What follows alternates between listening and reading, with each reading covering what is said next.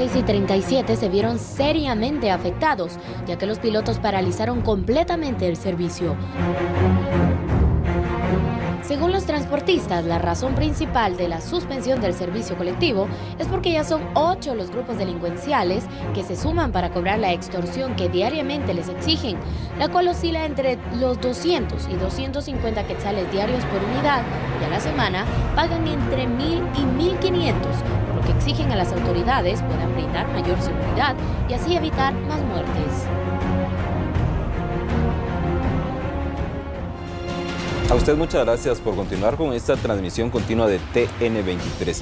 Noticias y programas de contenido como este, el análisis profundo de temas de interés nacional y este muy actual, lamentablemente, el de las extorsiones. Hoy pues veíamos cómo paralizaron servicio los pilotos de las rutas 36 y 37 que recorren del centro de la ciudad hacia la zona 7, pasando por muchas colonias, entonces dejando afectadas a miles de personas desde muy temprana hora. Y es que ello responde a recientes ataques, 2 para ser concretos, contra pilotos de esa línea. Pero antes fue la ruta 203, antes fueron otras que también van hacia los departamentos. Es un caso de casi todos los días, las extorsiones. Por eso es muy importante el análisis profundo, como hemos dicho, con expertos en estas temáticas para que nos aclaren por dónde va la situación y qué podría hacerse de parte de nosotros, los ciudadanos, y de parte del Estado. En este caso le presento al licenciado Walter Rosenberg, quien es experto, analista en temas de seguridad. Bienvenido. Gracias, muy buenas tardes. Muchas gracias por la invitación. Sí, efectivamente tenemos el problema de que es un hecho que se ha venido acrecentando. La extorsión es un delito que existe, está debidamente tipificado en el Código Penal guatemalteco en su artículo 261. Según mi concepto a título personal, es un aprovechamiento que existe de ciertas personas utilizando la amenaza, la violencia, para poder hacerse a fin de dinero que no les cuesta, ¿no? Y atemorizando, y eso perjudica el patrimonio del pueblo. Existen varios criterios de algunos colegas expertos en seguridad, los cuales argumentan en varias reuniones que hemos sostenido de que existen 2 formas, o sea, 2 mecanismos por los cuales se provoca este tipo de situación. Uno es obligadamente por la misma situación de querer afianzarse de dinero. Y la segunda es para mantenerse un estado atemorizado, que al darse en las redes sociales, sin ir tan lejos, se puede dar uno cuenta que la gente muchas veces dentro de sus comentarios hace ver, pido a Dios regresar. O sea, salen de sus casas, pero están con aquello de que tienen el temor de no regresar. Y desafortunadamente eso se está aprovechando. Es cierto, las instituciones de gobierno han hecho el esfuerzo que está dentro de ellos.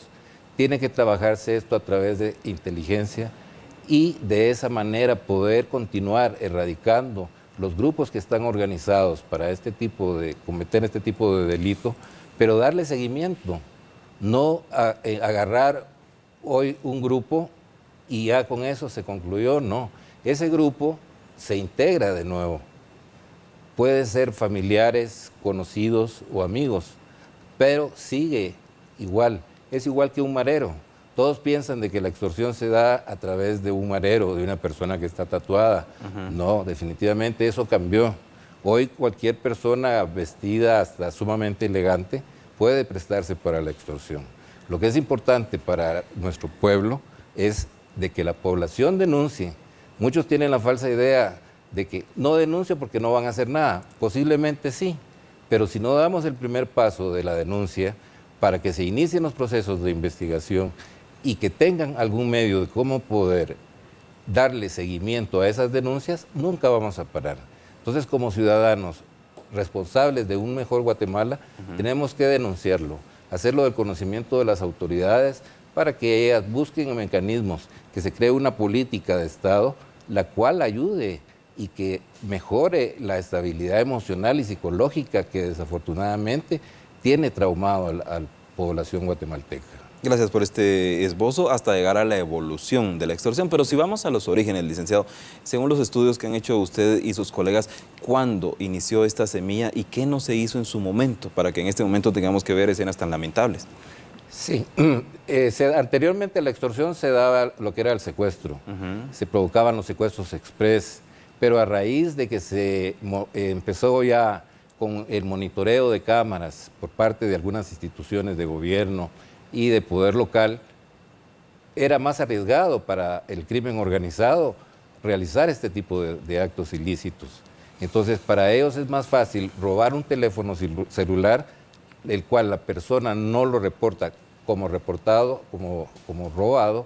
Entonces, le sirve a esta banda para poder utilizar y entregárselo, ya sea a un piloto de camioneta, al ayudante. Desafortunadamente, esto se viene dando y está, no lo digo yo, lo dicen otras personas, que están involucrados desde los brochas o jaladores, los mismos pilotos por el maltrato que tienen de los patronos. Es una infinidad de situaciones, pero como les reitero, esto nació o se repuntó, este hecho delictivo, después del 2009. Es más, en el 2009 se tuvo que hacer un análisis y ya formar un criterio dentro de los juzgadores para poder darle una mejor interpretación y la tipificación a este delito. Pero como les reitero, es un delito que siempre ha existido dentro de nuestro Código Penal, pero resaltó hasta ahorita que se incrementaron la ola de violencia. Se dice que las pandillas en parte tienen su origen en la migración ilegal y la deportación y que tienen su origen en El Salvador. ¿Qué tanto es cierto y qué tanto en este momento sigue afectando esto, la migración y la deportación? Es algo importante. Lastimosamente todo ser humano es una persona que le gusta imitar, y no solo lo bueno, lastimosamente. Siempre buscamos la imitación de algo malo. Y desafortunadamente, no le estoy diciendo que al 100%, ¿no? Pero el Barrio 18 es una pandilla que existió en los Estados Unidos como pandilla. Pero ya cuando fueron expulsados de Estados Unidos y se radicaron de nuevo en su país, ya se formaron las maras. Allí es donde nace la Mara 18. Y esto fue lo que hizo que se organizaran clicas en toda Centroamérica. Ahorita, sin ir tan lejos, hace cuestión de 20 días, 15 días atrás, se encontró a un miembro de la Mara 18 en España, o sea, ya en un país de Europa, ya queriendo ganar territorio. Entonces, el problema que considero que se dio no fue no darle la importancia que debía a este problema social, porque la verdad es un problema social. No se integró a estos jóvenes que regresaron como inmigrantes para ubicarlos y darles fuentes de trabajo. Entonces, ¿qué pasa ahorita? Si se da cuenta, los asesinatos a los pilotos son cometidos por menores de edad. ¿Por qué? Por la inimputabilidad, que son objeto los menores, son inimputables. Entonces, están aprovechándose de ellos. Anteriormente se utilizaba una agresión física muy fuerte como un bautizo, hoy ya no. Hoy utilizan para un bautizo, para que ingrese a formar parte de una mara, el que ejecute a alguna persona. Y como le reitero, no obligadamente son miembros de pandillas. Ellos ahorita, en este momento en el que estamos, ya son peones, se podría decir. Son sicarios. Pero hay gente que está detrás de todo esto para que pueda manejar la estrategia, la logística que se está utilizando. Como usted nos ha reiterado, desde su nacimiento no se le puso la atención necesaria. Sin embargo, en el 2009 se legisla, pero hemos ganado algo, es decir, del 2009 para acá, ¿se ha retenido un poco el impacto, licenciado, según usted? Considero que no. Ese ha sido un incremento que ha venido año con año. Y como le digo, porque no se le dio la especial atención que se tenía que haberle dado. Si se hubiesen tomado las medidas en su momento, posiblemente otra cosa fuera. Pero era algo que se tenía catalogado como jóvenes, que no iba a trascender, pero no se les dio el valor o importancia que tendría que habérsele dado. Ya el crimen organizado en sí se preocupó por utilizarlos, como le digo, ellos son sus medios de transporte para muchos de los objetos ilícitos que manejan, el sicariato y muchas cosas más. Es cierto, dentro de las extorsiones y no asesinato de buses, las cárceles están al 80-90% como responsables de este tipo de extorsiones, ¿verdad? Se nos compara con El Salvador y Honduras y con mucha razón respecto a este fenómeno, pero a cómo lo han tomado y combatido de alguna forma los tres estados, ¿cree que alguno de ellos va mejor que el otro? ¿Cómo estamos nosotros comparados con ellos? Miren, nosotros lógicamente tenemos que estar peor que ellos, porque somos una población mayor, primero que todo, o sea, nuestra población es mayor. las personas que han integrado las mismas, lógicamente por el número de población, se ha incrementado. Entonces, en Estados Unidos entraron con un ataque directo, ya los toman como terroristas. Eso provocó que ellos huyeran y se fueran a las fronteras de Guatemala. Se tuvo una reacción inmediata de mandar elementos de PNC para tratar de contrarrestar, pero existen pasos ciegos por los cuales, lógicamente, pudieron ellos haber pasado a territorio de Guatemala y se encuentran delinquiendo tranquilamente. Gracias, licenciado. En este momento vamos a la pausa, pero hay mucho que analizar todavía de parte del licenciado Rosenberg sobre este fenómeno de las extorsiones que por hoy tienen sin transporte a muchos guatemaltecos. Ahora regresamos.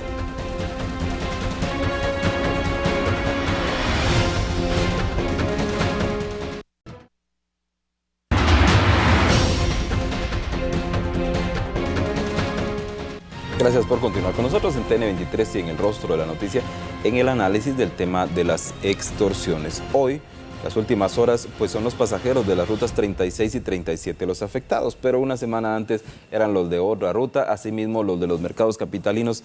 Esto merece el análisis para que también nosotros tengamos mayor idea y las autoridades sepan también qué hacer, porque los expertos hacen sus recomendaciones. En este caso, el licenciado Walter Rosenberg, quien es analista en temas de seguridad. Sectores muy sensibles, los de los comerciantes y los de los pilotos, pero ¿son ellos los más afectados, licenciado? Lógicamente sí, porque quienes fallecen son los pilotos. Lógicamente hay personas que quedan viudas, ya hay formación de personería jurídica de viudas de pilotos y perjudica al final a toda la población, porque lastimosamente este tipo de flagelo afecta a la clase media y media baja, que es quien hace uso de este medio de transporte. Entonces, a mucha gente, o sea, la mayoría de nuestro país, puedo decir un 75-80% a quien realmente afecta. Desde luego hay un subregistro, pero se calcula cuántos integrantes de pandillas o cuántos extorsionistas podrían estar actuando. Mire, eso de manejar números de estadísticas es algo que no se puede nunca llegar a concretar. Le explico, porque una institución maneja una cantidad, otra institución maneja otra cantidad y otra. Entonces tendría que unir las tres, sacar un promedio y así aproximadamente hacerlo. En el caso, por ejemplo, de las extorsiones en Misco, existen 5 o 6 grupos que extorsionan a una sola empresa. Entonces, ¿qué hacen estas empresas? Son 5 personas, o sea, son 5 impuestos que tienen que pagar, 5 extorsiones. Entonces, ¿quiénes son los afectados? Como le repito, los pilotos, porque les disparan y fallecen. Las viudas, la familia que queda huérfana, los usuarios del transporte que dejan de poder llegar a sus trabajos y otro en fin de cosas más que evita este tipo de situación. Y el mayor problema que provoca eso es el terrorismo que mantiene el Estado en sí, porque se le puede llamar terrorismo al estado de crisis psicológica, nerviosa que mantiene la población. Entendiendo entonces que no hay números concretos, pero sí hay algunas aproximaciones y nos dicen que son miles y miles de pandilleros y de extorsionistas. Por el contrario, los analistas, los investigadores del Ministerio Público y la Policía son muy pocos. ¿Qué se puede hacer con poco personal para un fenómeno de tan grandes proporciones para el otro lado?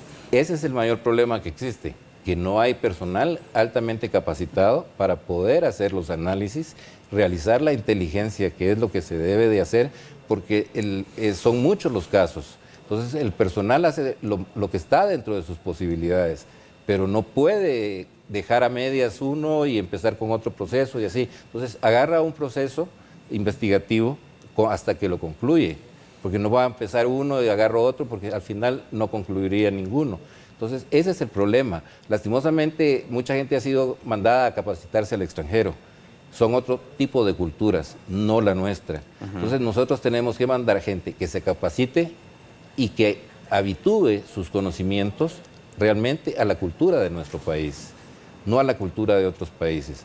Sin ir tan lejos, Chile gentilmente proporcionó a los carabineros de Chile, España a la Guardia Civil Española, pero son culturas totalmente distintas. Entonces nosotros tenemos que capacitar a nuestro personal, que aprenda cómo hacer el trabajo y que esta persona se vuelva a una cadena y que permita proporcionar los conocimientos que adquirió para capacitar a otras personas. Entonces, de esta forma o manera se va a incrementar el número de expertos para poder llevar a cabo líneas de investigación, pero está tan limitado que eso impide el avance de muchos de los procesos. Es decir, que distinto a muchos casos, en pues los expertos tendrían que surgir de nuestros propios países, de Guatemala, Honduras y El Salvador, y de aquí pues quizás capacitar a otros países que pudieran tener problemas similares más adelante. Sí, así es.